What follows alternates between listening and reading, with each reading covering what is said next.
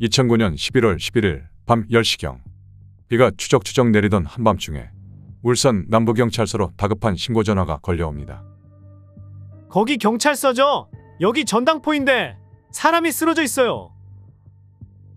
건물을 순찰하던 경비원이 피가 낭자한 상태로 전당포 바닥에 누군가 쓰러져 있는 것을 발견해 경찰에 신고한 것입니다.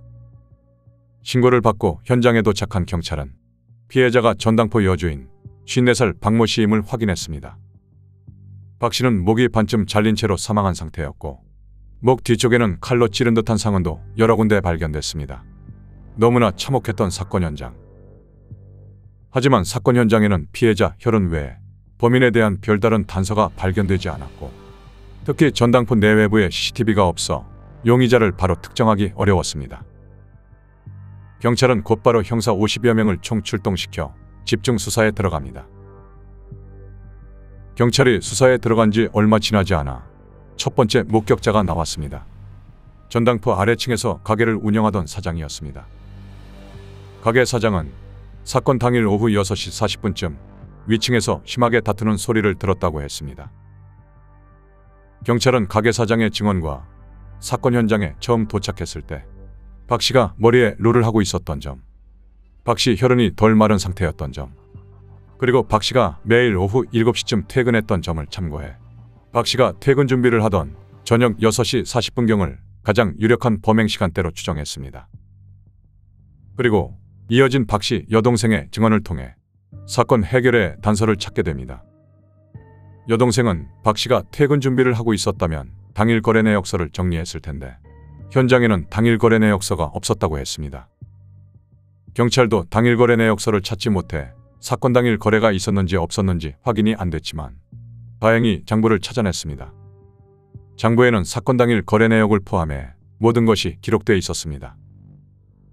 경찰은 장부 기록은 있지만 내역서가 사라진 점으로 보아 범인은 사건 당일 거래했던 사람으로 추정하고 수사 방향을 전환했습니다. 거래장부에는 사건 당일 20명 정도가 거래했던 것으로 기록되어 있었습니다. 그런데 사건 당일 기록 중 빨간색으로 X 표시가 된 사람이 있었습니다. 박 씨 여동생은 사람들이 담보로 맡긴 물건을 포기했을 때 박 씨가 빨간색 X로 표시했다고 설명했습니다. 유일하게 X로 표시되어 있었던 손님 김모 씨. 김 씨는 사건 며칠 전 여성용 목걸이를 담보로 맡기고 80만 원을 빌려간 것으로 확인됐습니다. 사건 당일은 이자 4만 원을 납부하는 날이었습니다.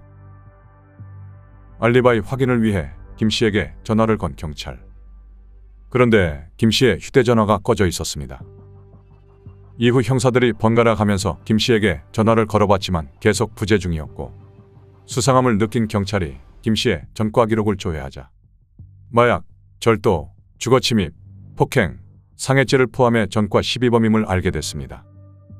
상해로 형을 살다가 출소한 지 얼마 지나지 않은 상태였습니다. 경찰은 김 씨를 유력한 용의자로 보고 행적을 쫓기 시작했습니다.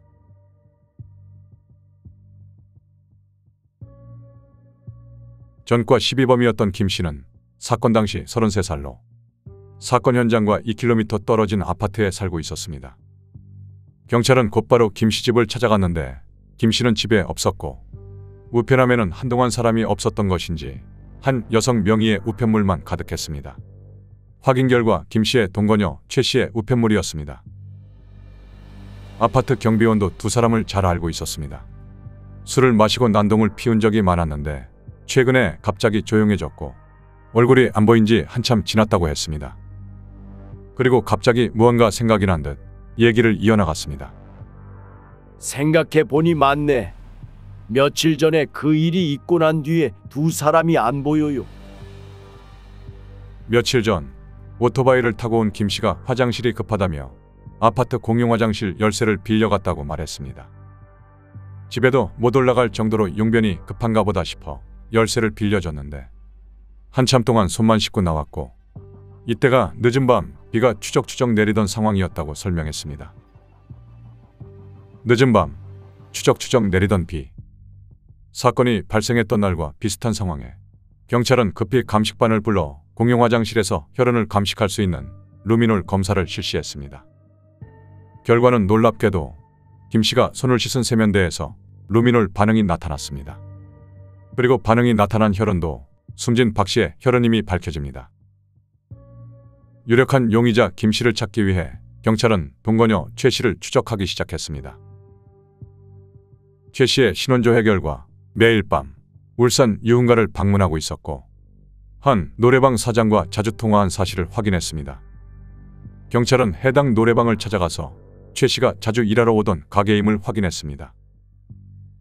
이후 노래방에서 잠복한 뒤 노래방 일을 마치고 퇴근하는 최 씨 뒤를 쫓기 시작한 경찰.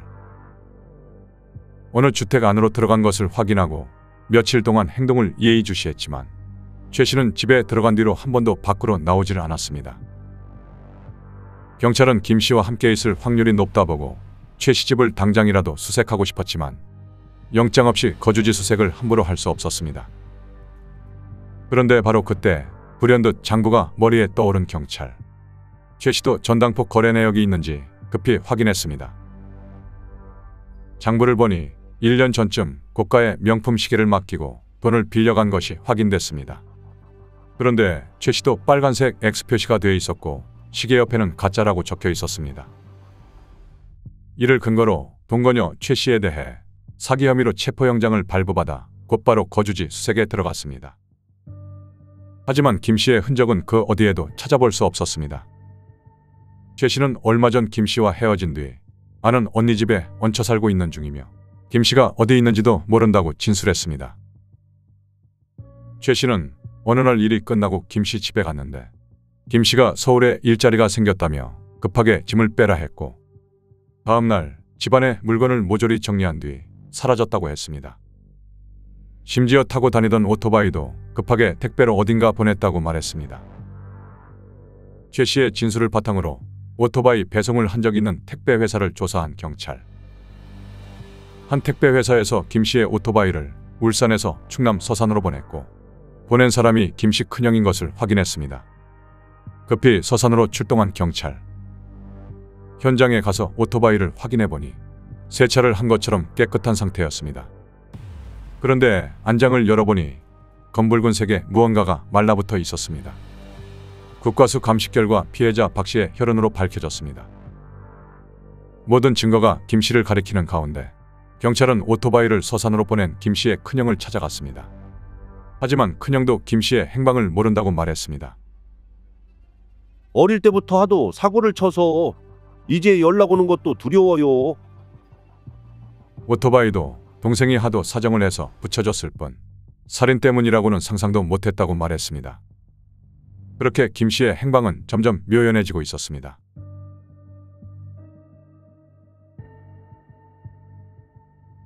사건 발생으로부터 한 달쯤 지날 무렵 경찰은 김 씨의 큰형으로부터 뜻밖의 전화 한 통을 받게 됩니다.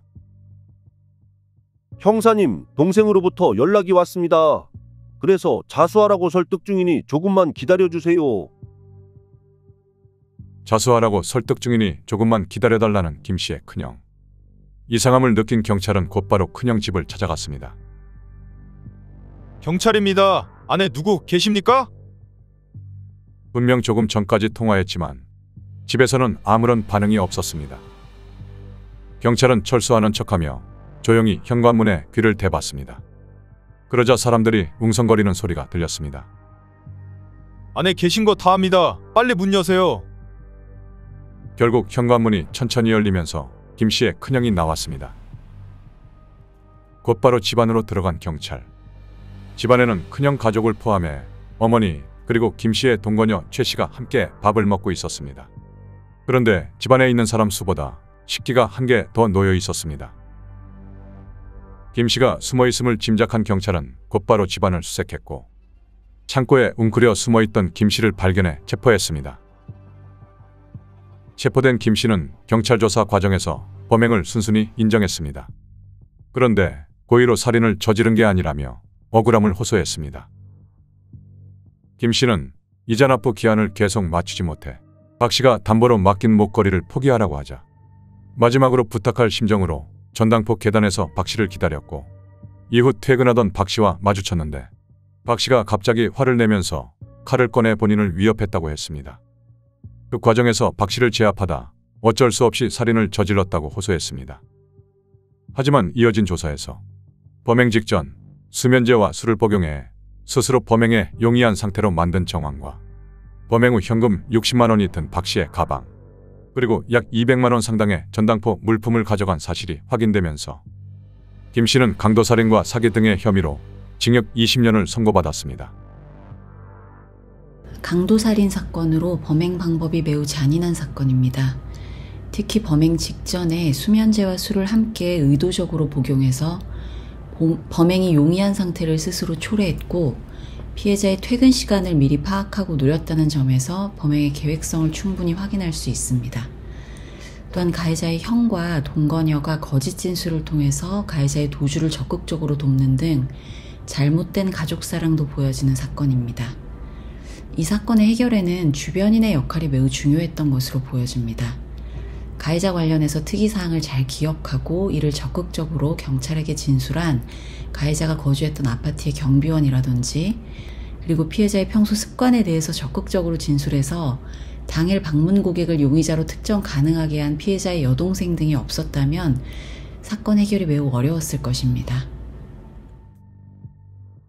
수면제와 술을 의도적으로 복용하고 피해자의 퇴근 시간까지 계산할 정도로 치밀했던 범행이었지만 경찰의 재빠른 초동 수사와 주변인의 적극적 진술을 통해 조기에 범인을 검거할 수 있었던 사건이었습니다. 안타깝게 목숨을 잃은 피해자의 명복을 빕니다.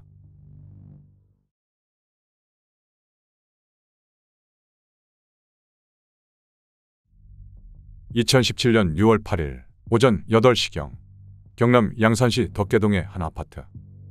이 아파트 15층에 사는 41살 서모 씨는 새벽 인력 시장에 일거리를 찾으러 갔다가 허탕을 치고 돌아온 뒤 3시간째 혼자 소주를 마셨습니다.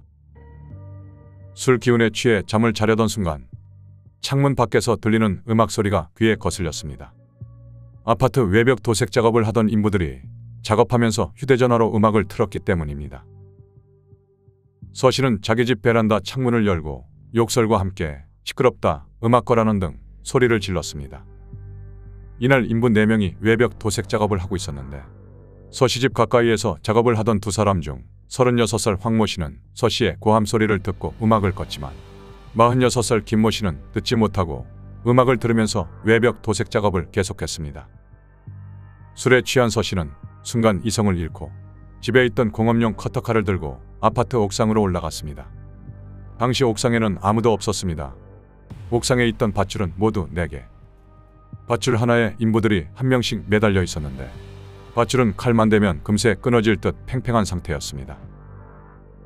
그는 바지 호주머니에서 빨간색 코팅 장갑을 꺼내서 낀 뒤 커터칼로 밧줄을 끊기 시작했습니다. 서 씨는 4개의 밧줄 중 하나를 골라 끊다가 옆에 있는 밧줄 쪽에서 음악 소리가 들리자 자리를 옮겨 그 밧줄에 칼을 대고 끊기 시작했습니다. 지름 1.8cm의 밧줄은 얼마 안가 툭 끊겼습니다. 아무런 사실도 모르고 이 줄에 매달려 아파트 12층 외벽에서 작업을 하던 김 씨는 아래로 추락했고 허무하게도 그 자리에서 숨지고 말았습니다.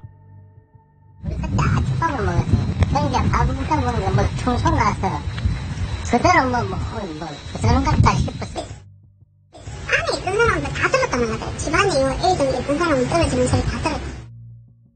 김 씨가 추락하자 나머지 인부 3명은 급히 밧줄을 조정해 지상으로 내려가면서 간신히 목숨을 건질 수 있었습니다. 특히 숨진 김 씨 옆에는 황 씨가 작업 중이었는데 범인 서 씨가 처음 커터칼을 댄 것은 황 씨의 밧줄이었습니다. 밧줄이 흔들리면서 황 씨의 작업 의자도 휘청거렸는데 뒤늦게 이 사실을 알게 된 황 씨는 한동안 공포감에 치를 떨었습니다.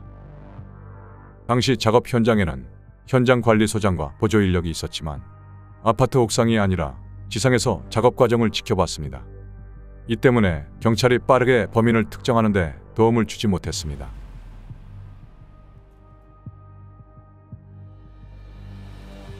사고 현장을 지켜본 주민들과 수사에 나선 경찰은 처음엔 허술한 안전관리 때문에 발생한 추락사고쯤으로 생각했습니다. 저희는 전부 다 그냥 낙사인 줄 알았어요. 줄이 이제 노화돼서 낙사인 줄 알고. 그런데 수사에 나선 경찰은 현장을 살펴본 결과 단순한 사고사가 아닐 수 있다는 증거를 발견했습니다. 현장을 출동해보니까 요 작업자들 밧줄이 요 자연스럽게 훼손된 게 아니고 누군가가 인위적으로 절단한 단면이 확인되었습니다.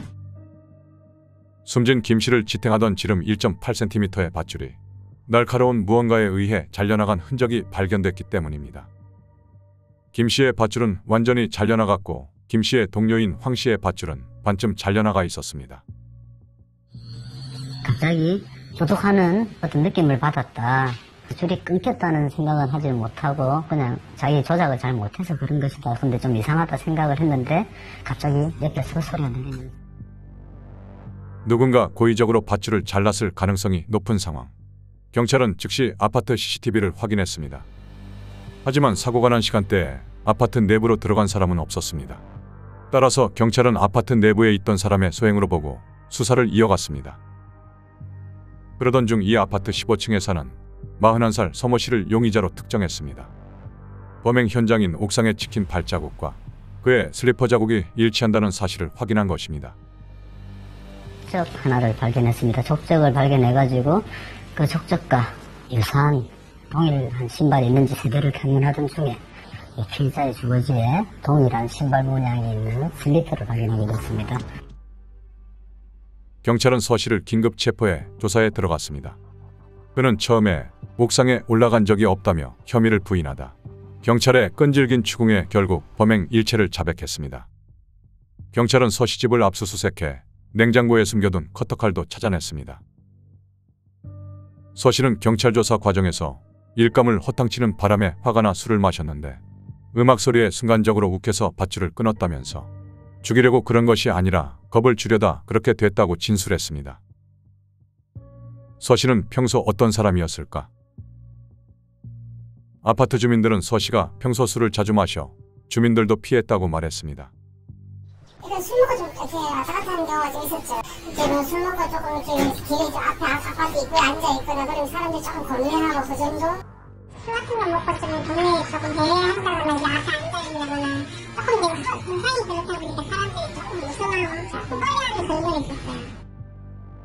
서 씨는 현장 검증 때 자기 처지 때문인지 간간히 눈물을 보였으며 취재진의 질문에 간단한 답만 했습니다. 지금 아니면 이제 사죄할 기회도 없습니다.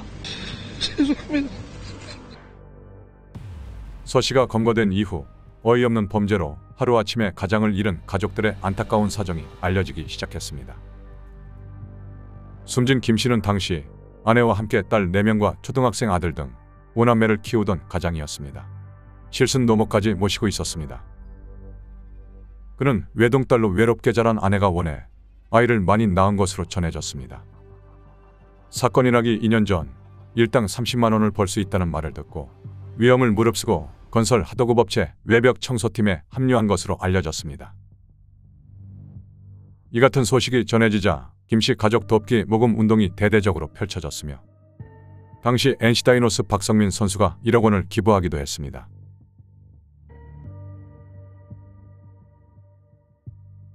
서 씨는 살인 및 살인미수 혐의로 기소돼 재판에 넘겨졌습니다. 울산지방법원은 2017년 12월 15일 서 씨에게 무기징역을 선고하고 20년간 위치추적 전자장치 착용을 명령했습니다. 재판부는 서 씨가 커터칼을 냉장고에 숨기는 등 범행을 은폐하려고 했다면서 자신의 일시적 감정보다 인명을 하찮게 여겨 유족은 악몽과 분노, 우울 등을 겪고 있으며 그 고통과 슬픔의 무게는 가늠하기 어렵다고 밝혔습니다. 이에 대해 서 씨는 범행 당시 정신질환과 음주로 인한 심신상실 상태에 있었기 때문에 양형이 너무 무겁다며 항소했습니다. 이듬해인 2018년 4월 12일에 열린 항소심에서 부산고등법원은 서 씨에게 징역 35년을 선고했습니다. 재판부는 피고인이 원만하지 못한 가정에서 적절한 훈육을 못 받아 폭력적인 성향을 가지게 됐고 과도한 음주 습관까지 더해져 일용직 외에 고정 일자리를 가지지 못한 채 가족의 외면을 당해온 점, 범행 당시 심신장애 상태까지는 아니지만 양극성 정감장애, 조증 에피소드 증세, 알코올 장애 증상도 있어 정상인과 같은 온전한 상태로 보기 힘든 점 등을 고려해 원심 형량이 무겁다고 판단된다고 밝혔습니다. 전자발찌 부착 명령은 유지했습니다. 이후 서 씨는 대법원에서 징역 35년이 확정돼 수감 생활을 하고 있습니다. 작업 중인 아파트 도색업자의 음악 소리가 시끄러워서 잠을 잘 수 없다라는 사소한 이유로 밧줄을 끊어 결국 피해자가 사망한 사건입니다.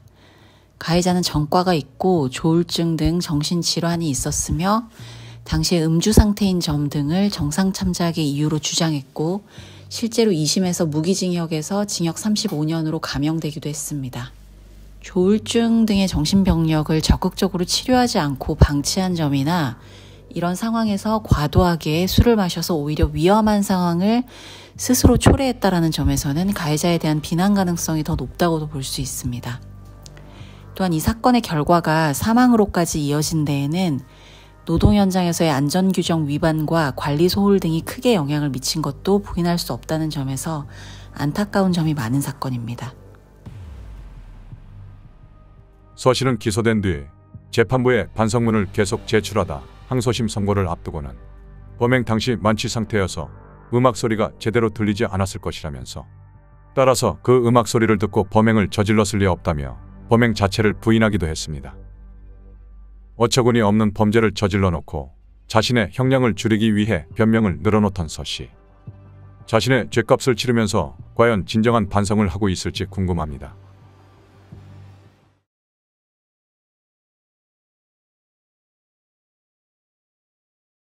(2020년 6월 25일) 사기죄로 징역 1년 6개월을 선고받고 울산구치소에서 수감 중이던 당시 29세 남성 김모 씨. 전과 이범이던 김 씨는 구치소에서 음주운전으로 구속돼 있던 당시 32세의 모 씨와 친하게 지내면서 형동생하는 사이가 됐습니다. 그런데 출소 후 김 씨는 그렇게 막역하게 지내던 이 씨에게 어처구니 없는 이유로 강도살인과 방화라는 엄청난 범죄를 저지르게 됩니다. 아니 어떻게 된 게 이성을 사람이 어떻게 그렇게 잠기비 되는지 나는 이해를 안 한다. 김 씨는 울산구치소에서 1년 6개월을 복역한 뒤 2021년 10월 1일에 만기 출소했습니다. 출소 후 김 씨는 법무부가 운영하는 교정 프로그램을 통해 울산에 있는 한 에어컨 제조 업체에 취업했습니다. 그런데 출근 첫날 김 씨는 회사 흡연실에서 다른 직원들이 수군거리는 소리를 듣게 됩니다. 회사에 구치소 다녀온 사람이 있다던데 누군지 알아? 본인의 신분이 탄로날 것 같았던 김 씨는 그날 이후부터 무단으로 결근하기 시작했습니다. 가족에게는 마음 잡고 열심히 일하겠다고 말했던 터라 사실대로 말하지 못하고 한동안 출근하는 척 행세를 했습니다. 하지만 아침에 집을 나와 갈 곳이 없었던 김 씨는 구치소에 있을 때 친하게 지냈던 이 씨가 생각나 연락했습니다. 마침 이 씨는 출퇴근이 자유로운 일을 하고 있어 언제든 자신의 집으로 놀러오라며 반갑게 맞았습니다. 이때부터 김 씨는 출근하는 척 집을 나와 이 씨의 집에서 대부분의 시간을 보냈습니다. 구치소에 있을 때와 같이 변함없이 잘 대해준 이 씨. 그런데 김 씨는 도대체 어떤 이유에서 이 씨를 살해하게 된 걸까?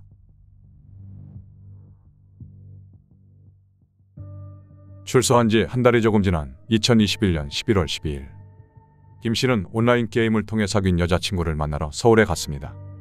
직장도 하루 만에 그만둔 터라 당시 따로 모아둔 돈이 없었던 김 씨는 어머니의 카드를 사용해 데이트 비용을 결제했습니다.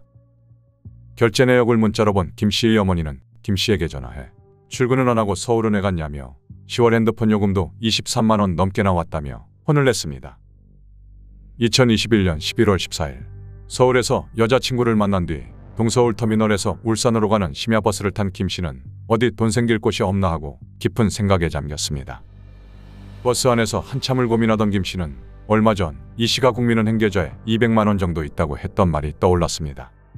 그래서 김 씨는 일단 그 돈을 훔쳐서 필요한 곳에 좀 써야겠다고 마음먹었습니다. 이튿날인 15일 새벽 4시 울산시 남구 신정동 공업탑 로터리에 있는 버스 정류소에서 내린 김 씨는 곧장 이 씨의 집으로 향했고 익숙하게 비밀번호를 누르고 집 안으로 들어갔습니다. 방에 들어가 보니 이 씨는 잠들어 있었고 김 씨는 이 씨의 핸드폰으로 국민은행 어플을 켰습니다.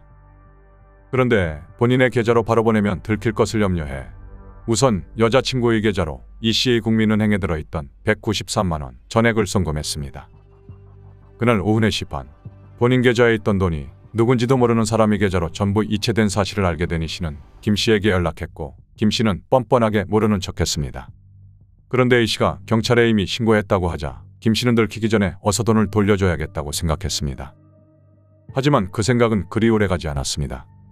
그날 밤 10시경 김 씨는 생각을 완전히 바꿔버립니다. 기왕 이렇게 된 거 이 씨를 죽여야겠다고 생각한 겁니다. 이 씨만 죽이면 돈을 갚지 않아도 되고 이 씨의 폰으로 온라인 게임 아이템도 살 수 있겠다고 마음을 먹습니다.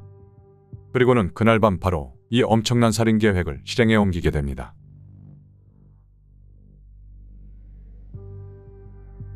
평소 이 씨가 매일 소주 한 병 이상 먹고 자는 것을 알고 있던 김 씨는 그 점을 이용해야겠다고 생각했습니다.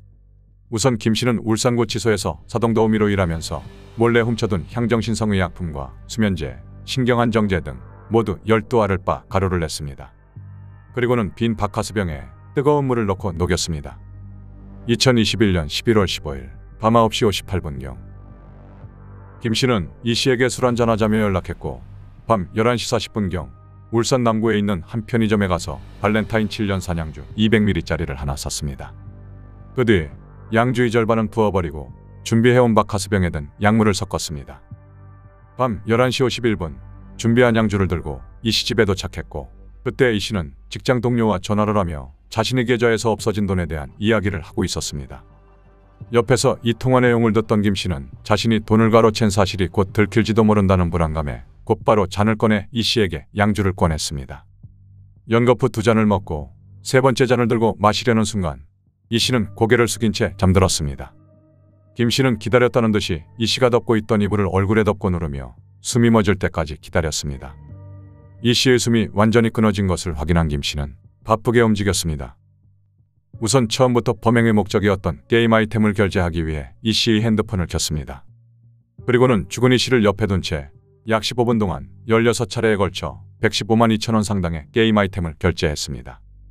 하지만 그것만으로는 모자랐는지 전액을 송금했던 국민은행 어플을 다시 켜서 이번엔 단기 대출을 신청했고 대출받은 154만 원은 곧바로 본인의 계좌로 송금했습니다.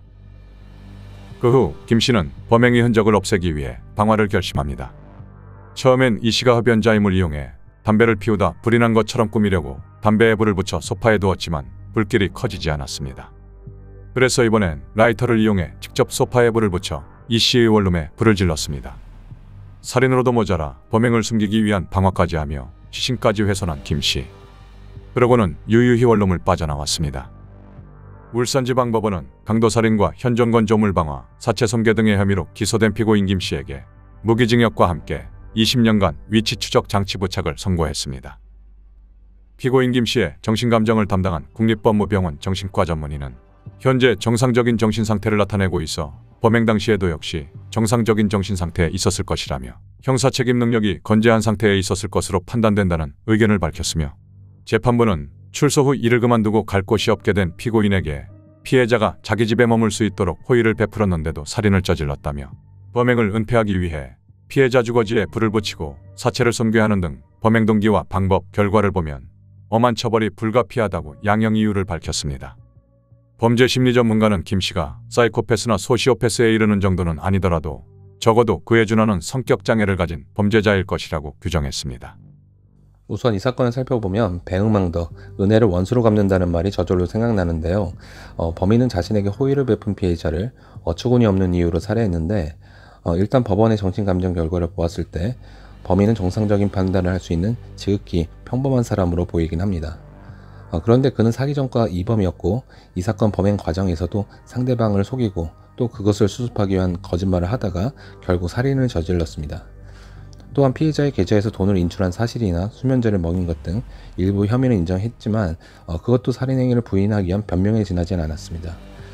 물론 범인의 성장 배경이나 사회적 관계 등에 관한 정보를 좀 더 알아야겠지만 이 사건에서 나타내고 있는 범인의 전반적인 행태를 보았을 때 범인은 평소 거짓말을 자주 하고 변동이 심하며 충동적일 뿐만 아니라 자기 변명이 심한 반면 죄의식은 약한 성향을 갖고 있을 것으로 추정됩니다. 즉 사이코패스나 소시오패스에 이르는 정도는 아니더라도 적어도 그에 준하는 성격 장애를 갖고 있는 건 아닌가 생각됩니다. 따라서 작은 일탈이나 거짓말이라도 그것이 반복되고 습관화되면 때로는 이처럼 심각한 범죄에 이를 수 있다는 점을 명심하고 이를 경계해야 할 것입니다. 죽는 그 순간까지도 구치소 동기였던 김 씨를 전혀 의심하지 않고 믿었던 이 씨. 그런 이 씨를 상대로 다 합쳐도 500만 원도 채 안 되는 돈과 게임 아이템 때문에 살인을 서슴지 않고 저지른 김 씨. 은혜를 원수로 갚은 김 씨는 숨진 이 씨에게 평생을 속죄하며 남은 생을 보내야 할 것입니다.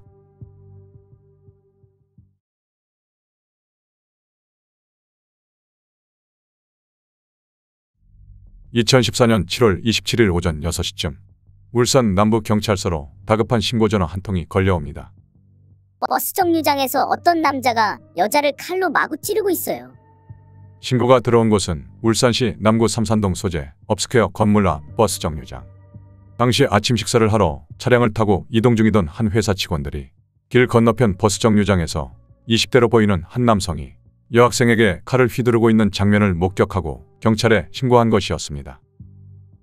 신고를 받고 현장에 도착한 경찰은 피투성이가 된 채 버스 정류장에 쓰러져 있던 피해자 18살 남모양을 발견했습니다. 범인은 사건 현장으로부터 약 500m 정도 떨어진 거리에서 한 시민에게 붙잡힌 상태였습니다. 직원들인데 119하고 112 빨리 신고하라고 해가지고 조치를 취해놓고 저는 또 바로 잡으러 뛰어갔습니다. 경찰은 곧바로 시민을 도와 현장에서 범인을 긴급 체포했습니다. 흉기 공격을 받은 나양은 급히 병원으로 이송됐지만 양쪽 폐가 전부 칼에 찔리고 출혈이 심해 응급처치에도 불구하고 저혈량성 쇼크로 결국 숨을 거두고 말았습니다. 신체에서는 칼에 찔린 상처가 무려 31곳이나 발견됐습니다. 도대체 범인은 왜 이토록 어린 여학생을 무참히 살해했던 것일까?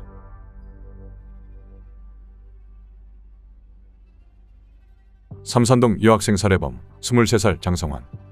그는 경찰 조사에서 평소 대한민국이 싫었다. 나 혼자 죽기는 그렇고 누구 하나 같이 죽어야 해서 살인을 저질렀다라고 하며 살인을 하게 된 경위에 대해 진술했습니다. 장성환이 진술한 사건의 전말은 이러했습니다.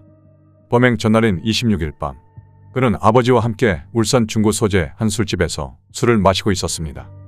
그런데 계속된 취업 실패로 인해 스트레스와 큰 상실감을 겪고 있던 그에게 아버지가 너는 돈도 안 벌고 뭐하고 있냐라며 잔소리를 하면서 핀잔을 줬고 이 같은 잔소리를 듣고 순간 화를 참지 못한 그는 아버지와 헤어진 뒤 27일 아침 6시쯤 집에서 길이 30cm 정도의 칼을 챙겨 집을 나섰습니다. 이후 삼산동 거리를 돌아다니다 당시 친구들과 생일 파티를 하고 집으로 귀가 중이던 나양을 발견해 그대로 칼로 찌르기 시작했고 나양을 칼로 찌르던 도중 차에서 내린 시민이 뛰어오자 곧바로 달아나기 시작했습니다. 하지만 끈질기게 추격한 한 시민에게 붙잡히게 됐고 이후 칼로 손목을 긋는 등 자해까지 시도하면서 저항했지만 신고를 받고 출동한 경찰까지 합세하면서 결국 현행범으로 체포된 것이었습니다. 그저 화가 난다는 이유만으로 일면식도 없는 여학생을 무참히 칼로 찌른 이른바 묻지마 살인이었습니다. 검찰은 일면식도 없는 여학생을 여러 차례 흉기로 찔러 살해했고 범행이 너무 잔혹하다며 법정 최고형인 사형을 구형했습니다. 그런데 검찰이 사형을 구형하자 장성환은 범행 당시 만취 상태라 기억이 잘 나지 않고 사리분별이 불가능한 심신미약 상태였다고 주장하기 시작했습니다. 숨진 나양의 유가족은 이러한 장성환의 주장에 크게 분노했습니다. 검찰도 형량을 줄이려는 의도로 보인다며 법원에 감정유치를 요청했습니다. 그런데 법무부 소속 의사의 감정유치에서는 장성환의 주장대로 범행 당시 만취 상태로 인해 사물 변별 및 의사결정 능력이 미약했을 것이라는 결과가 나왔습니다. 이러한 결과에 당혹감을 감추지 못한 검찰은 전면적으로 반박에 나섰습니다. 장성환이 범행 전 미리 집에서 식칼을 준비했던 점, 범행 대상이 저항이 어려운 어린 여학생이었던 점, 범행 도중 시민이 쫓아오자 약 500m가량을 도주했던 점 등과 경찰 조사 당시 대한민국이 싫다, 나 혼자 죽기는 그렇고 누구 하나 같이 죽어야 된다라고 진술한 점 등을 봤을 때 만취로 인해 사리분별이 떨어진 상태에서 우발적으로 범행을 저지른 게 아니라 누군가를 살해하려는 정확한 목적성과 계획성을 가지고 범행을 저질렀을 가능성이 매우 높다며 감정유치 결과를 인정하지 않았습니다. 또한 범행 직후부터 기억이 나지 않는다는 주장에 대해서도 수사기관에서 조사를 받는 당시에 범행 전 아버지와 술을 마신 것과 잔소리했던 내용 등을 상세하고 구체적으로 기억하고 있었다며 범행 전 내용을 이렇게 상세히 기억하고 있는데 범행 직후부터 기억이 나지 않는다는 것은 형을 줄이기 위한 거짓말일 가능성이 높다며 사형 구형을 그대로 유지했습니다. 하지만 울산지방법원의 1심 재판 결과 장성환은 징역 25년에 전자발찌 10년을 선고받았습니다. 장성환이 평소 우울증 약을 복용하고 있었고 범죄 경력이 없었던 점과 감정유치 결과 범행 당시 음주 상태로 인한 심신 미약인 상태였던 점이 어느 정도 참작된 것으로 보였습니다. 유가족은 이 같은 법원의 판결을 인정할 수 없다며 크게 반발했습니다. 범인은 사건 당일 삼산동 길거리를 돌아다니며 수많은 사람들을 마주쳤을 건데 그 중에서 왜 하필 연약하고 저항도 제대로 못하는 어린 여학생을 범행 대상으로 삼았는지 의문이 든다며 심신미약 상태로 인한 우발적 살인이 아니라 애초에 처음부터 약자를 범행 대상으로 삼고 저지른 계획적 살인이라 주장했습니다. 그 사람이 정말 시대서부터 오기까지 아무도 안 만났던 건지 이거는 정말 그 사람이 나는 우발 아니라고 생각해요. 그건 제 얘기예요. 그때가 좋은 일자리 있었던 거지 다른 사람 같아서는 아마 안 있을 수도 있어요. 그거는. 검사 측도 1심 판결을 수용할 수 없다며 항소했지만 2심에서도 원심 판결이 유지되면서 항소는 기각됐습니다. 다만 전자발찌 착용은 10년에서 20년으로 늘어났습니다. 이후 대법원도 원심 판결을 유지하면서 장성환은 검찰의 강력한 사형 구형에도 불구하고 징역 25년에 전자발찌 20년을 최종 선고받습니다.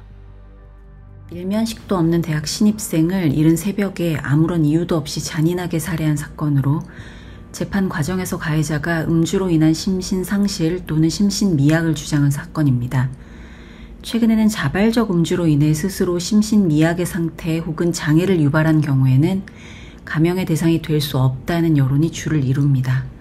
또한 2018년 형법 개정을 통해서 음주 범행에 대한 감형이 필요적 감경이 아닌 임의적 감경 조항으로 변경되었기 때문에 앞으로 감형 사례는 더욱더 찾아보기 어려울 것으로 생각됩니다. 강력범죄 상당수가 음주 상태에서 발생한다는 통계를 토대로 음주 상태에서 행해진 범행을 오히려 가중처벌하자는 취지의 개정안도 최근에 발의된 바 있습니다. 입법 남용이라는 반대 의견도 있지만 이러한 개정안은 자발적 음주 상태에서 이루어지는 범행에 대한 우리 사회의 인식 변화를 잘 보여주는 사례라고 할 것입니다. 일면식도 없는 어린 여학생을 그저 화가 난다는 이유로 수십 차례 칼로 찔러 사망케 한 묻지마 살인범 장성환. 그는 감옥에서 진심으로 죄를 뉘우치고 있을까요? 하루아침에 소중한 딸을 허망하게 잃은 부모님의 슬픔을 어떻게 헤아릴 수 있을까요? 안타깝게 생을 마감한 피해자의 명복을 빕니다.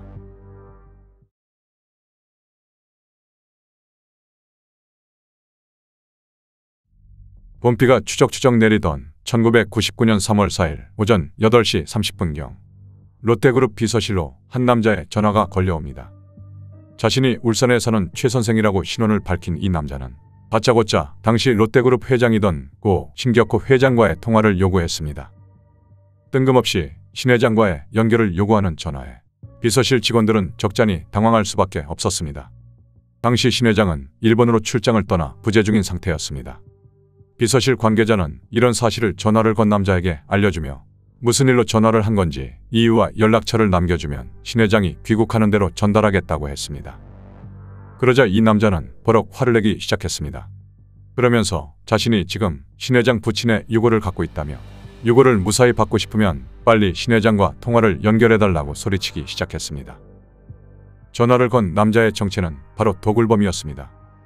신 회장 부친의 유고를 갖고 있다는 도굴범의 전화에 롯데그룹은 발칵 뒤집어졌고 내 말이 사실인지 현장에 가서 직접 확인해 보라는 말을 끝으로 도굴범의 전화는 끊어졌습니다. 분묘가 파묘가 됐다. 그래서 이제 저희들은 깜짝 놀란 거죠. 롯데그룹은 곧바로 경찰에 이 사실을 알렸고 도굴범이 정말로 묘를 파내 유고를 훔친 것인지 확인하기 위해 울산시 울주군 언양읍 충골산 중턱에 있던 신 회장 부친의 묘를 곧바로 찾아갔습니다.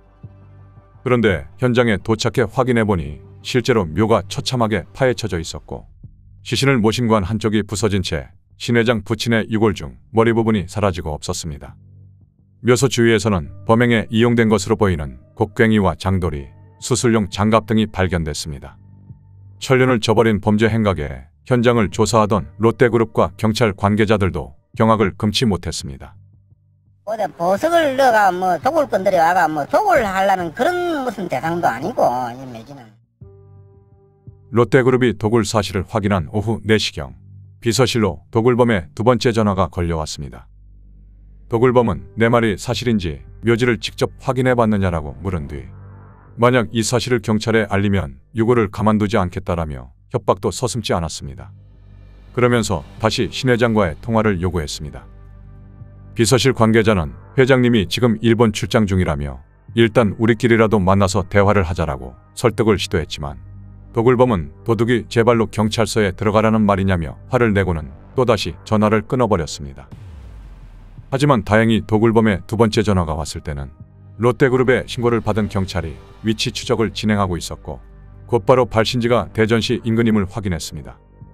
그리고 사건이 발생한 울산의 묘지 인근 식당 주인으로부터도 며칠 전인 2월 28일 20, 30대로 추정되는 남자 2명이 대전 번호판이 달린 흰색 승용차를 타고 와서는 신 회장 부친이 묘가 어디 있는지 물었다는 진술을 확보하면서 수사망을 좁혀나가기 시작했습니다. 그리고 다음 날인 3월 5일 오전 11시경 비서실로 도굴범의 세 번째 전화가 걸려왔습니다. 도굴범은 유해를 돌려주겠다라고 하면서 대신 현금 8억 원을 요구했습니다. 본인이 알려주는 계좌로 8억 원을 송금하면 유고를 무사히 돌려주겠다는 말을 전한 도굴범. 이렇게 롯데그룹과 도굴범 사이에 전화 협상이 진행되던 시각 경찰이 정확한 전화 발신지를 찾아냈습니다. 대전시 대덕구 오정동의 한 공중전화였습니다. 급히 현장으로 출동한 경찰. 하지만 도굴범은 5분 전쯤 통화를 마치고 떠난 뒤였습니다. 그런데 도굴범의 세 번째 전화가 걸려온 뒤 대대적인 언론 보도와 함께 경찰 수사 사실이 알려진 것 때문인지 도굴범의 전화는 더 이상 걸려오지 않았습니다. 경찰은 마지막 발신지를 중심으로 집중 수색에 들어갔지만 별다른 특이점을 발견하지는 못했습니다. 그렇게 도굴범의 행방은 미궁속으로 빠지고 있었습니다.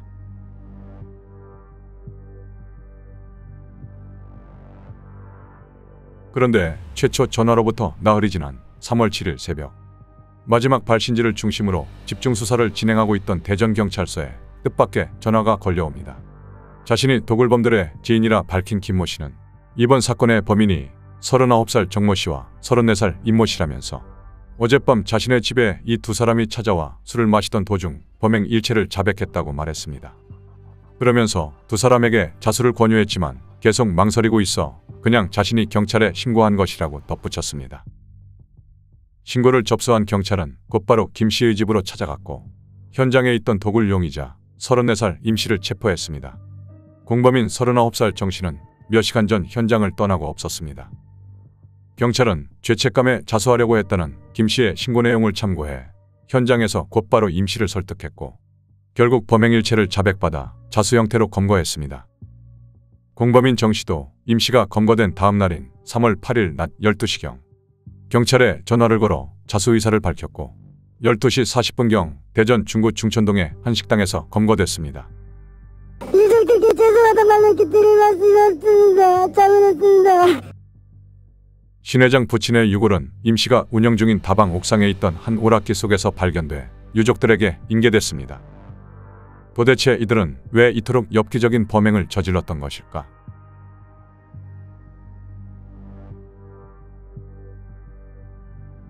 두 범인이 밝힌 사건이죠. 말은 이러했습니다. 당시 몇 번의 사업 실패로 약 4천여만 원의 빚이 있던 정 씨는 재벌가묘에는 귀금속이 같이 매장돼 있다는 근거 없는 소문을 우연히 듣게 되었고 이후 평소 알고 지내던 후배 임 씨를 만나 재벌가묘를 도굴하자고 설득한 뒤 범행에 끌어들였습니다. 임 씨도 약 8천여만 원의 빚이 있는 상태였습니다.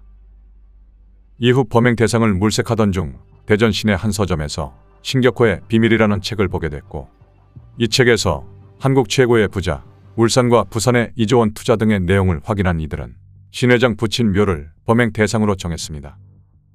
이때부터 출판사 관계자와 종친회 등에 전화를 걸어 묘 위치를 알아낸 이들은 1999년 3월 1일 사전답사를 다녀온 뒤 구체적인 범행 계획을 세웠고 이틀 후인 3월 3일 대전 대덕구 오정동의 한 공구상에서 곡괭이와 삽 등 도굴 장비를 구매한 후 빌린 승용차에 싣고 울산으로 이동했습니다. 이날 오후 8시경 울산시 울주군 언양읍 충골산 중턱에 있는 신 회장 부친의 묘지에 도착한 이들은 곧바로 무덤을 파기 시작했고 범행은 다음 날인 3월 4일 새벽 1시까지 약 5시간 동안 이어졌습니다. 그런데 묘를 아무리 파내도 귀금속이 보이지 않자 당황한 이들은 결국 시신이 들어있는 관을 훼손해 유골을 훔쳐가는 극악무도한 범행을 저지르게 됩니다. 이후 유골을 챙겨 다시 대전으로 돌아온 이들은 임 씨가 운영 중인 다방 옥상에 유골을 숨겨두고 오전 8시경 롯데그룹 비서실에 전화를 걸어 유골을 갖고 있다며 돈을 요구한 것입니다. 당시 협박 전화를 건 사람은 정 씨로 밝혀졌습니다. 하지만 대대적인 언론 보도와 좁혀오는 경찰의 수사망에 압박감을 느낀 이들은 3월 6일 저녁 자신들에게 차를 빌려줬던 지인 김모 씨를 만나 술을 마시며 범행 일체를 자백했고, 그 자리에서 김 씨가 여러 차례 자수를 권유했지만 이들이 망설이자 다음날 새벽 김 씨가 먼저 대전경찰서에 신고했던 것입니다. 전국을 떠들썩하게 했던 롯데그룹 회장 부친 6월 도난 사건은 한 시민의 결정적인 제보와 범인의 자수로 사건 발생 5일 만에 이렇게 막을 내렸습니다. 선대의묘를 파헤친 엽기적인 사건에 신격호 회장 일가는 크게 분노했습니다. 특히 지난 2005년 6월 추락사고로 안타깝게 목숨을 잃은 신 회장의 조카 고 신동학 씨는 3월 9일 실시된 현장 검증 과정에 참석해 범인들의 범행 재현을 지켜보다 순간 분을 참지 못하고 범인들에게 주먹을 날리기도 했습니다. 할아버지 두번 죽이래가지고 한이 죽여야지. 이후 신 씨는 한 방송사와의 인터뷰에서 할 수 있다면 두 사람을 죽여버리고 싶다라는 발언을 해 구설수에 오르기도 했지만 사건이 사건인 만큼 오히려 이해한다는 반응이 줄을 이뤘습니다. 현장 검증이 끝난 다음 날인 3월 10일 신 회장 부친의 장례가 다시 치러졌고, 일본으로 출장을 떠났던 신 회장도 귀국해 빈소를 찾았습니다. 신 회장은 불미스러운 일로 세상을 떠들썩하게 해 숭고스럽다며 사건 해결에 도움을 준 관계자들에게 감사드린다라는 말을 전했습니다. 도굴범 정 씨와 임 씨는 각각 징역 5년을 선고받았습니다. 이후 정 씨는 2003년 12월 성탄절 특사로 출소했는데 출소 1년 만인 2004년 또다시 도굴의 길로 빠져들게 됩니다. 이때도 억대빚을 지고 있는 선후배 3명을 끌어들여 충남 공주에 있는 한화그룹 김승현 회장 조부모의 묘를 도굴한 뒤 거액을 요구하다 체포됐습니다. 이후 5년을 복역한 정 씨는 2009년에 출소해 세 번째 도굴을 저지릅니다. 정 씨는 2009년 11월 경북 포항에 있는 태광그룹 이임용 전 회장의 묘지를 파헤쳐 유골을 훔친 뒤 그룹 관계자에게 전화해 현금 10억 원을 요구하다 또다시 경찰에 붙잡혔고, 결국 2010년 4월 19일 포항교도소에서 미결수 상태로 있다 화장실에서 스스로 목숨을 끊고 생을 마감했습니다. 조상의 묘를 도굴하고 협박하는 것은 효와 예를 중요시하는 한국 정서상 매우 불경한 일이지만 가해자 입장에서는 매력적인 범행이라고 볼 근거가 있습니다. 살아있는 사람을 대상으로 하는 범죄에 비해서 위험 부담이 현저히 적습니다. 특히 유명인이나 재벌 등은 묘지를 쉽게 찾을 수 있을 뿐만 아니라 호화롭게 조성되는 경우가 있어 실제 부장품을 기대해 볼 수도 있습니다. 유족들이 사회적 명성이나 기업 이미지 등을 이유로 신고를 꺼릴 수도 있기 때문에 범행의 성공을 기대해 볼 여지도 있습니다. 이런 특성이 동일한 범행을 반복한 이유로 작용한 것은 아닐까 추측해 봅니다. 무려 3번씩이나 남의 조상 묘를 파헤쳐 이득을 취하려 했던 정 씨. 천륜을 저버린 도굴 행위는 결코 용서받을 수 없는 범죄입니다.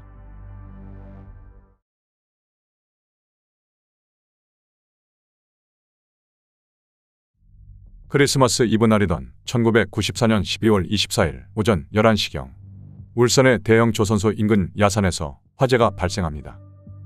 당시 매우 건조한 날씨 탓에 야산에서 조그맣게 시작된 불길은 삽시간에 인근 봉대산까지 번졌고, 소방당국의 진화 작업 끝에 봉대산 일대를 민둥산으로 만들고 나서야 겨우 불길이 잡혔습니다. 화재가 진압된 뒤 경찰과 소방당국이 곧바로 현장 조사에 나섰지만 별다른 화재 원인을 발견하지 못했습니다. 경찰은 결국 화재가 발생한 야산이 평소 인근 주민들이 산책을 위해 자주 오가는 곳이라는 점에서 등산객이 버린 담배꽁초로 인한 산불 정도로만 추측하고 현장 조사를 마무리했습니다. 하지만 이 산불이 앞으로 울산 동구 일대에서 17년간 벌어질 연쇄방화 사건의 서막임을 그 누구도 알지 못했습니다. 첫 산불이 발생한 뒤로 울산시 동구 일대에서는 원인 모를 산불이 잇따라 발생합니다. 처음에는 봉대산 인근에서만 발생했던 산불이 점차 인근 마골산, 연포산으로까지 확산하기 시작했습니다. 등산객의 부주의로 인한 산불 정도라 생각했던 경찰도 화재가 자꾸 이어지자 고의적인 방화 사건으로 판단했습니다. 이에 따라 1995년 현상금 500만 원을 내걸고 방화용의자 추적에 나섭니다. 하지만 첫 방화로 추정되는 1994년 산불부터 2005년까지 무려 11년 동안 60여 차례 산불이 발생했는데도 용의자는커녕 방화의 흔적조차 발견되지 않자 인근 주민들 사이에선 꼬리에 불붙은 다람쥐 요괴가 불을 붙이고 다닌다라는 웃지 못할 소문도 퍼지기 시작했습니다. 이때부터 정체 모를 방화범은 봉대산 불다람쥐라 불리기 시작하며 전국적으로 악명을 떨치기 시작했습니다. 경찰은 봉대산 불다람쥐를 잡기 위해 2005년 4월 봉대산 방화전담 수사팀을 꾸렸고 94년 최초 발화부터 2005년까지 약 11년 동안 봉대산 인근에서 잡힌 모든 휴대전화 사용 내역 2만여 건에 대한 추적에 들어갔습니다. 현상금도 기존 500만 원에서 3천만 원으로 대폭 올렸습니다. 울산시와 동구청도 봉대산과 마골산, 연포산에 대해 입산 금지 처분을 내리고 산불 감시원을 채용해 24시간 감시 체계에 들어갔습니다. 하지만 이러한 경찰과 행정당국의 노력에도 불구하고 신출귀몰한 봉대산 불다람쥐의 연쇄 방화는 끝을 모른 채 계속됐습니다.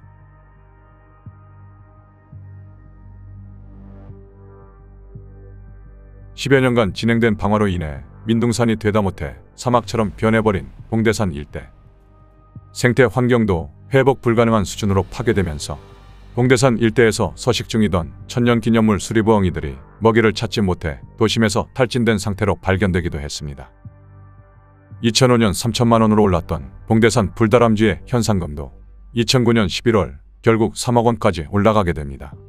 이 현상금은 유병원 전 세모그룹 회장과 용인 50대 부부 피습 사건 때 5억 원에 이어 역대 두 번째로 많은 현상금이었습니다. 그렇게 수십 차례 방화에도 흔적조차 발견되지 않았던 봉대산 불다람쥐의 행방은 2010년 4월 7일 사건 발생 16년 만에 처음으로 용의자로 추정되는 인물을 목격했다는 제보가 접수되면서 서서히 실마리를 찾게 됩니다. 당시 봉대산에서 환경정화 활동을 하고 있던 한 환경단체 회원들이 40, 50대로 보이는 중년 남성이 산 중턱에 쪼그려 앉아있는 걸 목격했는데 입산이 금지된 상태임을 알리러 가까이 다가가자 화들짝 놀라며 손에 든 검은 비닐봉지를 땅에 떨어뜨리고 급히 도망갔다는 겁니다. 다시 말 오직 초안거래 중앙업 위에 상입 못 알았어. 현장에서 수거된 검은 비닐봉지에는 착화탄과 성냥 등이 들어있었습니다. 사건 발생 16년 만에 드디어 꼬리를 잡은 봉대산 불다람쥐의 행방. 경찰은 곧바로 지문 감식을 진행했지만 당시 목격자들이 비닐봉지를 이리저리 만지면서 오염된 탓인지 용의자의 지문을 감식하는 데는 실패하고 말았습니다. 코앞에서 범인을 놓쳐버린 셈이었지만 드디어 용의자군을 확보할 수 있었고 중공업 점퍼를 입은 40, 50대 남성이었다는 목격자들의 진술을 바탕으로 관련 업계 종사자에 대한 전수조사에 들어갔습니다. 이후 경찰의 본격적인 추적을 의식해서인지 한동안 봉대산 불다람쥐의 방화 사건은 발생하지 않았습니다. 그런데 1년 뒤인 2011년 3월 12일 저녁 7시경 봉대산 인근 마골산에서 또다시 봉대산 불다람쥐의 소행으로 추정되는 산불이 발생합니다. 경찰의 본격적인 추적이 진행되고 있는 가운데 벌어진 봉대산 불다람쥐의 대담한 방화. 마치 자신을 잡을 수 있으면 잡아보라는 식의 범행에 경찰도 수사력을 집중해 용의자 추적에 나섰습니다. 하지만 아쉽게도 이번 화재 역시 모든 것이 새까맣게 타버려 범인의 흔적을 찾기는 쉽지 않았습니다. 그렇게 경찰이 방화범을 찾기 위해 노력하는 사이 울산 동부경찰서로 봉대산 불다람쥐가 포착됐다는 제보가 접수됩니다. 제보를 한 사람은 화재가 발생한 마골산 인근의 한 아파트 관리소장이었습니다. 이 관리소장은 경찰이 마골산 인근 CCTV 영상을 찾고 있다는 소식을 듣고 혹시나 하는 마음에 아파트 CCTV 영상을 확인해 봤는데 화재가 발생한 당일 한 남성이 아파트 주차장 너머 야산에서 수상하게 움직이고 있는 모습이 찍혀 있었고 이 남성이 자리를 떠나고 약 4분 뒤 화재가 발생했다고 말했습니다. 경찰은 즉시 해당 남성의 인상착의를 확인해 동선 추적에 들어갔고 이 남성이 봉대산 인근 모 아파트에 거주 중인 51살 남성 김모 씨임을 확인했습니다. 경찰은 김 씨를 연쇄방화 용의자로 붙잡아 집중조사에 들어갔습니다. 하지만 김 씨는 범행을 극구 부인했습니다. 당시 화재가 난 장소에 다녀간 것은 맞지만 저녁 식사를 마치고 산책을 다녀온 것이라고 주장했습니다. 김 씨는 그러나 직장과 자택에 대한 압수수색에서 개인이 소지하기에는 너무나 많은 인화성 물질이 발견되면서 이를 토대로 경찰이 끈질기게 추궁하자 결국 범행 일체를 자백했습니다. 사무실과 주거지 등에서 압수한 강화용품 등으로 추궁하자 95년부터 2011년 3월까지 발생한 93건의 봉대산 주변 산불 방화 행위에 대하여 자백을 하였고 17년간의 끈질긴 추적 끝에 드디어 봉대산 불다람쥐의 정체가 밝혀지는 순간이었습니다.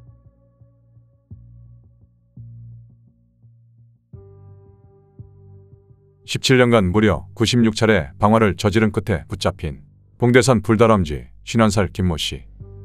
그런데 경찰 조사에서 김 씨가 울산의 대표 대기업인 모 중공업 간부인 사실이 밝혀지면서 많은 사람들이 놀라움을 감추지 못했습니다.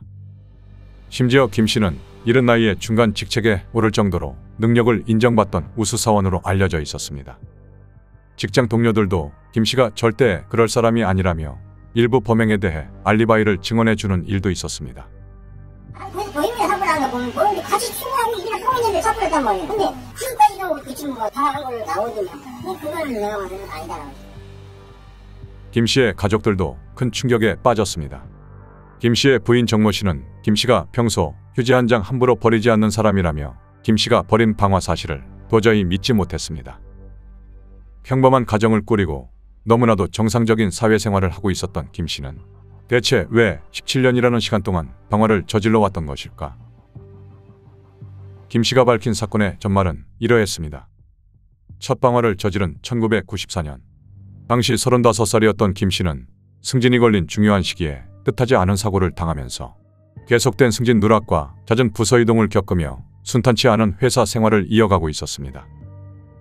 그러던 중 12월 24일 오전 10시경 김 씨는 잠시 머리를 식힐 겸 회사 인근에 있는 봉대산에 올라 담배를 피웠는데 순간 실수로 담배꽁초를 땅에 떨어뜨려 화재가 발생했고 놀란 마음에 급히 불을 끄려 했지만 당시 건조했던 날씨 때문에 불은 순식간에 번지고 말았습니다. 바람이 약간 부니까 거기라서 혼자서는 감당하기 힘들 정도로 불이 번지자 두려워진 김 씨는 현장에서 급히 도망쳤고 이후 대형 산불로 번진 모습을 지켜보면서 김 씨는 알 수 없는 희열감을 느끼기 시작했다고 말했습니다. 이후로 기분이 좋지 않을 때면 회사에서 일을 하다가도 한밤중에도 산에 올라가 불을 지르기 시작했고 범행 수법도 나날이 발전해 처음에는 라이터로 잔가지에 불을 붙이는 정도였지만 나중에는 두루마리 화장지를 꼬아 불을 지르거나 너트에 성냥과 휴지를 묶어 멀리 던지는 등 다양한 방법으로 불을 질렀습니다. 또 일정 시간이 지나면 불이 붙는 장치를 스스로 개발해 자신이 회사에 근무하는 중에 불이 나게끔 하는 등 알리바이를 만드는 치밀함까지 보였습니다. 앞서 직장 동료들이 알리바이를 증언해줬던 몇몇 사건들도 이런 식으로 김 씨가 계획한 방화였습니다. 그리고 2011년 3월 28일 진행된 현장 검증에서는 김 씨를 본 산불 감시원들이 까무러치며 놀랐는데 그 이유는 평소 산불 감시하느라 고생한다라며 살갑게 다가와 감시원들에게 자주 인사를 건넸던 사람이 바로 봉대산 불다람쥐였던 것입니다. 경찰 수사 결과 이마저도 감시원들의 이동 경로와 순찰 시간을 알아내기 위해 벌인 김 씨의 의도적인 접근이었습니다. 이러한 김 씨의 범행은 1994년 최초 방화부터 2011년 검거되기까지 약 17년이라는 세월 동안 96차례나 이어진 것이었습니다. 왜 그러는가 싶고 그 애가 막심하고 짝값이 나가지고 다시 일이 없고 내가 열심히 살겠습니다. 연쇄방화 용의자 김 씨는 17년 동안 모두 81.9헥타르 축구장 100여 개 크기에 해당하는 면적을 태웠지만 2005년 이전 사건들은 공소시효가 만료되면서 결국 2005년부터 2011년 사이 벌어진 37건의 방화 사건만 혐의가 적용돼 2012년 5월 징역 10년을 최종 선고받았습니다. 또 4억 2천만 원을 배상하라는 명령도 함께 받았습니다. 방화 범죄는 경찰과 검찰에서 살인과 강도, 강간과 함께 4대 강력범죄로 분류하고 있는 범죄입니다. 그렇지만 우리 시민들 입장에서는 살인이나 강간 등에 비해서 그 심각성을 크게 느끼지 못하고 있는 실정이라 할 수 있죠. 그러나 이 방화 범죄는 심각한 수준의 인적 피해와 물적 피해를 동시에 야기할 수 있는 아주 위험한 범죄에 해당합니다. 이 검거된 사건의 범인은 50대의 남성으로 너무나도 평범한 한 집안의 가장이고 번듯한 직장을 다니는 회사원이라는 데서 많은 주변 사람들을 놀라게 하였는데요. 이렇듯 실제로 수많은 범죄자들은 너무나 평범한 얼굴을 하고 있는 우리 주변인이라는 것도 확인할 수 있었습니다. 본인의 방화 행위로 수많은 사람들과 헬기 등의 장비가 동원되는 모습을 지켜보면서 일종의 우월감을 느끼는 것으로 평소 본인이 가지고 있는 낮은 자존감, 우울이나 스트레스 등을 해소하는 기제로 활용했던 것으로 보입니다. 연쇄 범죄자의 경우 재범의 위험성이 매우 높기 때문에 이러한 심리적 왜곡 문제를 해소시키는 프로그램들을 제공해야 될 것이고요. 출소 이후에도 지속적인 보호 관찰이 병행될 필요가 있어 보입니다. 김 씨가 검거된 이후 3억 원의 현상금은 어떻게 됐을까? 결정적인 제보는 아파트 CCTV였지만 여기저기서 내 제보가 결정적이었다는 사람들이 나타나면서 울산시는 결국 개인과 시민단체 등 19명에게 포상금 2억 원을 나눠주기로 결정했습니다. 봉대산 불다람쥐 김 씨는 10년간의 복역을 마치고 2021년 3월 25일 출소해 다시 사회구성원으로 살아가고 있습니다. 단지 자신의 스트레스 해소를 위해 17년간 저지른 방화 행위는 지역 사회와 생태 환경에 엄청난 충격과 상처를 남기고 말았습니다. 남은 인생은 속죄하며 살아가길 바랍니다.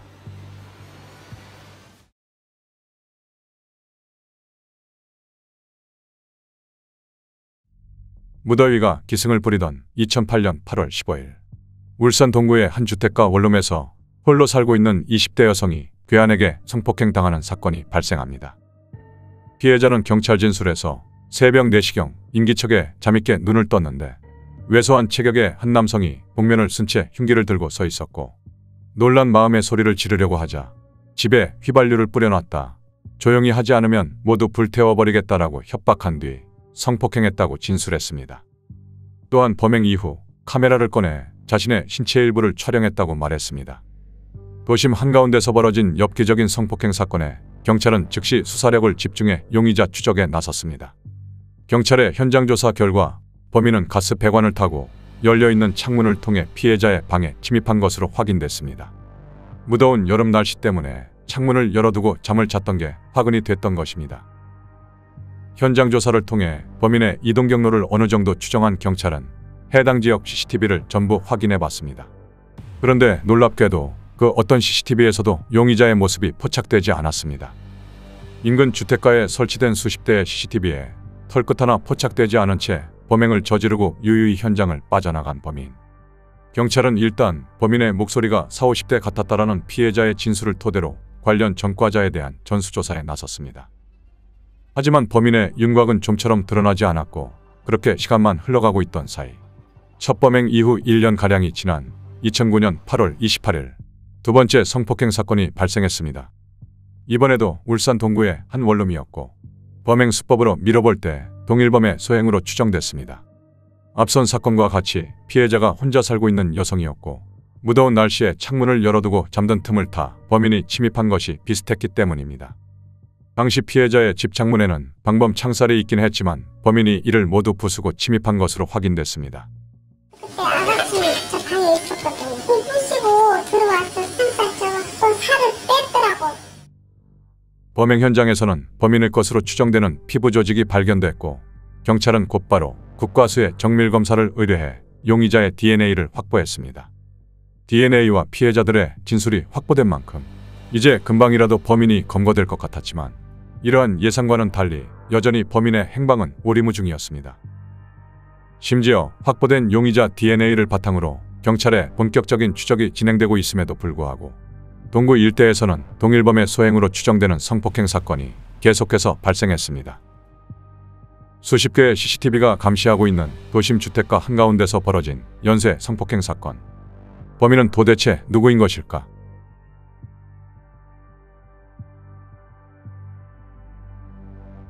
(1998년부터 2005년까지) 부녀자 184명을 성폭행한 대전 발발이 이중구가 검거된 지 채 몇 년이 지나지 않아 울산에서도 비슷한 연쇄 성폭행범 이른바 울산 발발이가 등장하자 많은 울산 시민들이 불안감을 호소했습니다. 아예 베란다를 열고 잘 생각을 안 해요. 그냥 문을 닫고 차라리 에어컨을 켜면 켰지. 남일 같다는 생각을 많이 했는데 막상 내 주변에 그런 사람들이 있다고 생각하니까 막 사람들이 다 이제 무서워 보이고. 그렇게 수년간에 걸친 경찰의 추적에도 행적조차 확인되지 않던 울산 발발이는 사건 발생 4년 만인 2012년 11월 4일 울산 동구 화정동의 한 10대 여학생 집에 침입해 성폭행을 저지르고 도주하다 결국 꼬리를 잡히게 됩니다.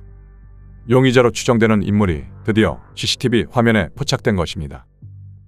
주차된 오토바이에 무언가를 넣고 어디론가 걸어가는 용의자. 그런데 한 건물에 들어가는 모습을 마지막으로 용의자의 모습은 더 이상 보이지 않았습니다. 경찰은 해당 건물에 용의자가 거주할 것이라 판단하고 곧바로 이 건물에 살고 있는 모든 남성들에 대한 전수조사에 들어갔습니다. 그리고 얼마 지나지 않아 연쇄 성폭행 용의자 42살 안모 씨를 검거하는 데 성공합니다. 당시 경찰의 수사 협조 요청에 대부분의 주민들은 순순히 응한 반면 안 씨만 유독 성질을 내며 비협조적인 모습을 보였는데 이를 수상하게 여긴 경찰이 안 씨가 버린 담배꽁초를 몰래 수거해 국과수에 정밀검사를 의뢰해본 결과 이전 사건에서 확보한 용의자의 DNA와 일치했던 겁니다. 경찰의 끈질긴 추적 끝에 결국 붙잡힌 울산 발발이 42살 안모 씨. 그런데 이어진 경찰 조사에서 더욱 놀라운 사실이 밝혀지게 됩니다. 수년간의 연쇄 성폭행으로 울산 시민들을 불안에 떨게 했던 안 씨가 별다른 전과 기록이 없는 평범한 직장인이었던 것입니다. 심지어 아내와 딸을 둔 한 집안의 가장이었습니다. 그리고 이어진 안 씨의 자택 압수수색 결과도 매우 충격적이었습니다. 안 씨 집에서는 피해자들이 진술한 핸드폰과 디지털 카메라 등이 발견됐는데 이러한 전자기기 앨범 속 사진을 확인해보니 경찰에 신고된 피해자들의 수보다 더 많은 여성들의 신체 사진이 발견된 것입니다. 이를 토대로 경찰은 추가 피해자를 찾아내 모두 13명의 성폭행 피해자를 공식적으로 밝혀냈습니다. 피해자 대부분 10대나 20대 여성이었고 안 씨는 범행 과정에서 복면을 쓰거나 피해자의 얼굴을 가려 철저하게 범행을 은폐했습니다. 피해자들은 안 씨가 촬영한 사진을 인터넷에 올리겠다고 협박하자 두려움과 수치심에 신고를 못하고 있었던 상태였습니다. 여기에다 피해자 대부분이 안 씨의 이웃 주민이었던 사실도 밝혀졌습니다. 경찰 조사 결과 안 씨는 평소 집 주변을 걸어다니며 혼자 살고 있는 이웃 여성들을 파악했고 이후 CCTV 위치를 확인한 다음 창문이 열려있는 곳이 보이면 곧바로 범행을 저지른 것으로 밝혀졌습니다. 철저한 계획 범죄였던 것입니다. 사정을 잘 아는 것 같아요. CCTV를 피해 다녀가지고 범행 시간대 전후로 해서 자기 주거지에서 나오는 거하고 들어가는 것 같아요. 그렇게 시작된 성폭행은 2008년 최초 범행부터 2012년까지 공식적으로 밝혀진 것만 13건이었고 피해자들 중 한 10대 어린 여학생은 안 씨가 여러 차례 성폭행을 시도한 것으로 밝혀지면서 많은 사람들을 분노하게 만들었습니다. 구속된 안 씨는 마침내 법의 심판대에 올랐습니다. 울산지검은 울산 발발이 42살 안모 씨에 대해 범행 횟수가 적지 않고 계획적인 범행을 저질렀다며 특히 피해자 대부분 10대 또는 20대로 미성년자가 포함되어 있고 현 정부가 사대학과 관련된 범죄에 대해 엄단하는 분위기인 점을 고려해야 한다면서 법정 최고형인 사형을 구형했습니다. 살인죄가 아닌 성폭행 범죄에 대해 사형을 구형한 것은 극히 이례적인 일이었습니다. 하지만 검찰의 사형 구형에도 불구하고 울산지방법원은 징역 30년에 전자발찌 착용 30년을 선고합니다. 재판부는 피고인이 성폭행 외에 피해자를 살해하거나 위험한 상해를 가하지 않은 점, 성폭행 후 피해자의 신체 부위를 촬영했으나 그 사진을 인터넷 등 정보통신망을 통해 배포하지는 않은 점, 그리고 피고인이 성범죄 전력이 없었던 점을 참작했다고 양형 이유를 밝혔습니다. 검찰은 양형이 너무 낮다며 즉각 항소했고 피고인 안 씨도 양형이 너무 높다며 항소했습니다. 2심으로 넘어간 재판. 그런데 2심에서도 피고인 안 씨의 주장이 어느 정도 수용됩니다.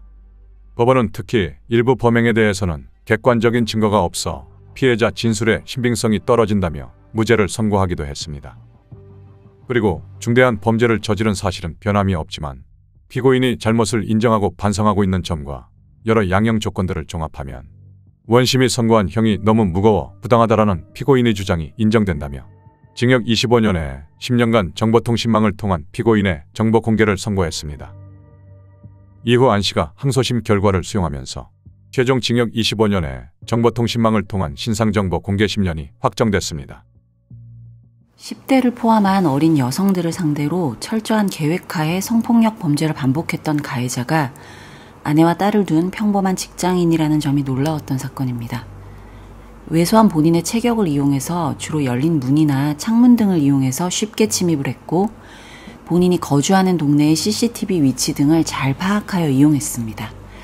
또한 협박과 신체 중요 부위에 대한 사진 촬영 등을 통해서 신고를 막는 한편 복면 등을 이용해 본인의 얼굴은 철저하게 가리면서 장기간의 범행을 지속했고 동일한 피해자에 대한 반복적 범행을 하는 등 범행 수법이 매우 대담하고 비난 가능성이 높다는 점에서 검찰의 이례적인 사형 구형이나 높은 형량이 이해되는 사건입니다.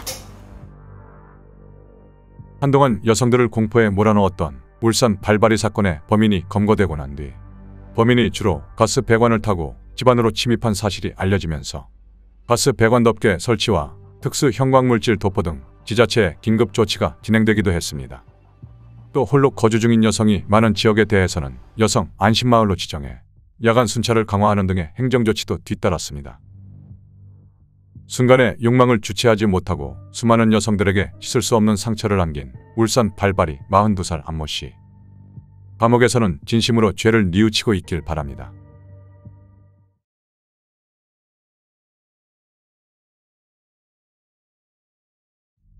(2002년 5월 22일) 오전 역사상 첫 월드컵 개최를 일주일가량 앞두고 온 나라가 월드컵 열기로 들떠있던 시각 울산 남부경찰서로 40대 여성이 피를 흘린 채 숨져 있다는 다급한 신고 전화가 걸려옵니다. 신고가 접수된 사건 현장은 울산시 남구 신정동의 한 식당이었습니다. 피해자는 이 식당에서 일하던 44세 여성 정모 씨였는데 정 씨는 발견 당시 하의가 벗겨져 있었고 구타를 당한 듯 온몸에 멍이 든 상태였습니다. 이에 경찰은 원한이나 치정에 의한 범죄 가능성을 높게 보고 정 씨 주변인들을 대상으로 즉시 탐문 수사에 나섰지만 의심 가는 사람이 나오지 않았습니다. 그리고 사건 현장을 조사하던 경찰이 정 씨 명의의 10만원권 수표 2장과 현금 50만원이 사라진 것을 추가로 파악해 강도범행 가능성에 대해서도 수사를 벌였습니다. 여기에 피해자 부검을 통해 확보한 용의자 DNA를 바탕으로 강도 전력이 있는 전과자에 대한 전수조사도 진행했지만 여전히 용의자로 특정할 만한 인물은 보이지 않았습니다.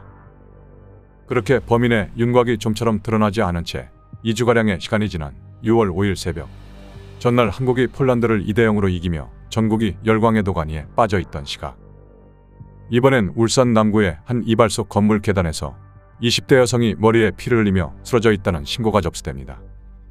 이번에도 피해자는 하의가 벗겨진 채 온몸이 멍투성이었습니다. 피해자는 다행히 급히 인근 병원으로 이송돼 간신히 목숨을 건질 수 있었습니다. 병원 진단 결과 피해자는 머리뼈가 골절된 상태였고 신체 일부에서는 범인의 것으로 추정되는 체액이 발견됐습니다. 국과수 검사 결과 앞서 발생한 살인사건의 용의자와 DNA가 정확히 일치했습니다. 도심 한가운데서 잇따라 발생한 강력사건에 경찰은 촉각을 곤두세우며 용의자 검거에 나섰지만 이번에도 별다른 범인의 흔적을 찾지 못했습니다. 더군다나 월드컵에 경찰력이 집중되면서 수사 인력이 충분하지도 않은 상황이었습니다. 그렇게 범인의 행방이 묘연한 가운데 드디어 용의자에 대한 단서가 포착됩니다. 22일 살해된 정 씨 명의의 10만원권 수표가 울산 남구의 한 편의점에서 사용된 것입니다. 수표는 통상 분실되면 즉시 지불 정지 처리를 하지만 범인이 이를 사용한다면 역추적이 가능하기 때문에 잠시 지불 정지 처리를 미뤄뒀던 경찰의 판단이 먹혀든 것입니다. 경찰은 즉시 편의점과 인근 CCTV를 샅샅이 뒤져 수표 사용자가 울산 북구 호계동에 살고 있던 25세 남성 최모 씨인 사실을 알아냈습니다. 경찰은 즉시 최 씨의 집을 찾아갔지만 최 씨는 집에 없었고 이후 자택 인근을 탐문 수색하고 잠복 수사까지 벌였지만 이러한 경찰의 추적을 눈치챈 것인지 최 씨는 모습을 보이지 않았습니다. 그렇게 경찰의 본격적인 추적이 진행되고 있던 사이 두 번째 사건으로부터 약 열흘이 지난 6월 14일 울산 중구 교동의 한 원룸에서 최 씨의 소행으로 추정되는 살인사건이 또다시 발생합니다.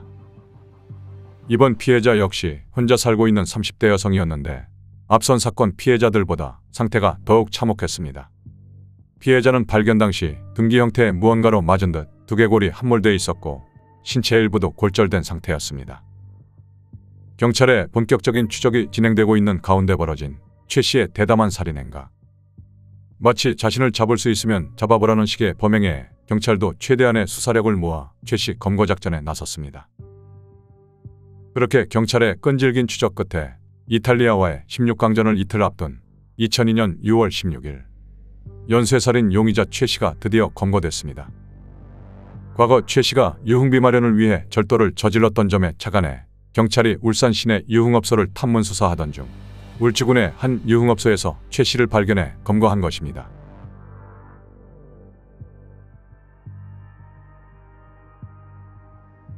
경찰의 끈질긴 추적 끝에 결국 붙잡힌 울산 부녀자 연쇄살인범 25살 최모 씨. 경찰에 체포된 최 씨는 경찰에 체포돼 다행이라며 그렇지 않았다면 계속 범행을 저질렀을 것이라고 말했습니다. 그러면서 자신이 3명의 부녀자를 살해했다고 자백했는데 경찰이 파악하고 있던 최 씨의 살인 행각은 2건이었습니다. 두 번째 피해자인 20대 여성은 범행 당시 무자비한 공격으로 중상을 입어 마치 죽은 것처럼 의식이 없었기 때문에 최 씨는 이 여성이 숨진 것으로 판단하고 있었던 것입니다. 범인 입장에서는 3명을 잇따라 살해한 셈입니다. 그리고 경찰 조사에서는 더 많은 추가 범행이 밝혀지는데 최 씨가 그동안 자신이 벌인 범행을 하나둘씩 털어놓기 시작하자 자백을 듣고 있던 경찰은 이내 깜짝 놀라고 맙니다. 2001년 11월부터 2002년 6월 검거되기까지 모두 20건의 특수강도 강간 및 강도상해, 절도 등의 범죄를 저지른 사실이 밝혀졌기 때문입니다. 도대체 최 씨는 왜 7개월이라는 짧은 기간 동안 무려 20건의 범행을 저질렀던 것일까?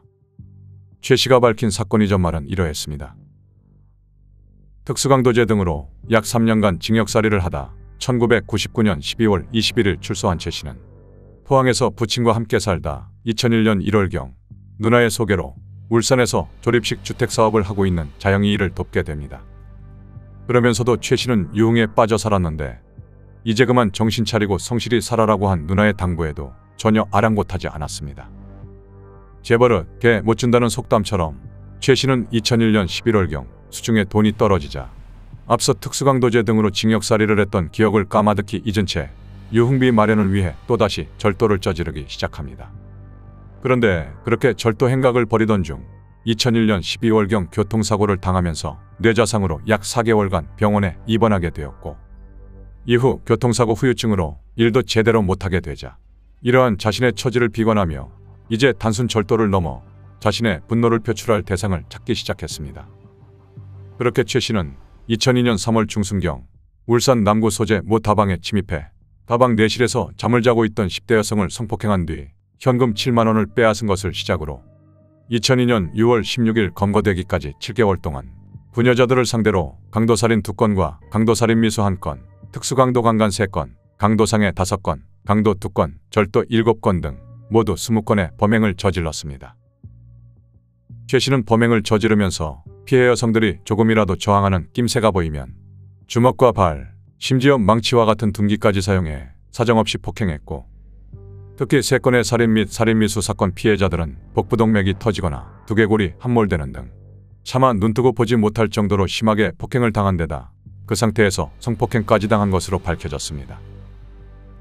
1심 재판부인 울산지방법원은 자신의 가학적이고도 변태적인 성욕을 만족시키고 유흥비를 마련하기 위해 물리적으로 거의 저항할 수 없는 상태에 있는 부녀자들을 상대로 인간의 탈을 쓰고서는 도저히 할 수 없을 정도로 잔혹한 범행을 저질렀다며 최 씨에게 법정 최고형인 사형을 선고했습니다.